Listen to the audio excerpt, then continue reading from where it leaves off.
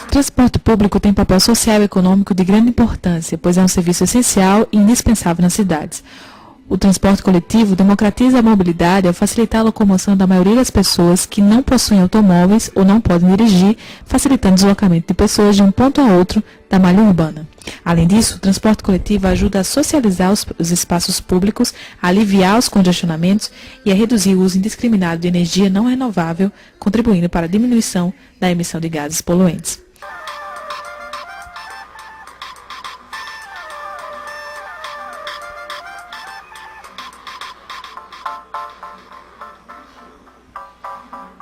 No Brasil, o fornecimento e a regulamentação do transporte público urbano é de responsabilidade municipal.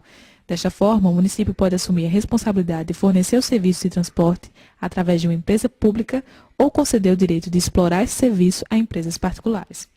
João Pessoa, como a maioria dos municípios brasileiros, concede licenças para empresas particulares operarem o transporte público. Essas concessões têm vigência de 20 anos e atualmente estão no seu segundo período. O decreto número 2.819, de 17 de março de 1995, institui que, para obter a licença de exploração do serviço de transporte público, as empresas permissionárias devem ter idoneidade financeira, personalidade jurídica, capacidade técnica comprovada pelo órgão gerencial, quitação com relação aos tributos federais, estaduais e municipais. Diariamente, cerca de 300 mil usuários utilizam o transporte público em João Pessoa. Por mês, este número chega a 8 milhões de pessoas. A frota de ônibus cadastrada na cidade atualmente é de 486 veículos, estando 407 em operação nas 81 linhas que circulam pelos diversos bairros. São 6 as empresas que operam na capital: Transnacional, Reunidas, São Jorge, Marcos da Silva, Mandacaruense e Boa Viagem. Por trás dessa suposta pluralidade de empresas está um fato constrangedor. Transnacional, Reunidas e São Jorge, que juntas operam mais de 80% das linhas de ônibus do município, são controladas pela mesma família. Isso configura um claro oligopólio dentro do sistema de transportes, prejudicando usuários que ficam à mercê dos interesses empresários que não visam outra coisa senão o lucro. Os lucros das empresas de ônibus não são divulgados, mas se fizermos um cálculo do número de passageiros que circulam diariamente e subtrairmos as gratuidades, perceberemos que as empresas movimentam mensalmente, no mínimo, 12 milhões de reais. Diante de uma cifra tão exorbitante, cabe uma pergunta: qual a autonomia do poder público frente ao poder econômico de tais empresas? Total. O poder econômico da empresa é um poder econômico da empresa. O poder de gerenciamento é nosso. Nós é quem gerenciamos todo o sistema de transporte público. Então, não tem nenhuma ligação, não há o que se falar. Eu acho que essa pergunta, inclusive, foi infantil. Não há o que se falar em independência ou dependência. Há o que se falar em gestão. E nós temos uma gestão extremamente transparente, uma gestão clara, onde a gente pode e sabe tudo o que acontece dentro das empresas, através de fiscalização. A gente multa, a gente tira de operação carros que não devem ser usados. Enfim, nós temos total autonomia e vamos continuar tendo. De acordo com a ST-Trans, superintendência que regula o trânsito e o serviço de transporte público, a renovação e ampliação da frota fazem parte do compromisso do governo municipal para melhorar o sistema de transporte coletivo da capital. Em 2005, 42 novos veículos foram colocados em circulação, o que corresponde a 10% da frota. Em 2006, a renovação foi de 44 ônibus. No entanto, esta renovação está intimamente ligada à atrelação dos interesses do poder público aos interesses das empresas concessionárias.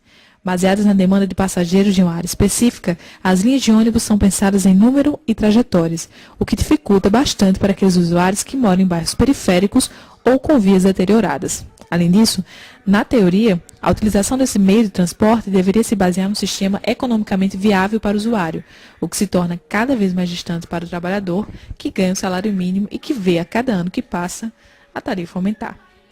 A população de João Pessoa já está acostumada a receber um presente grego no Natal.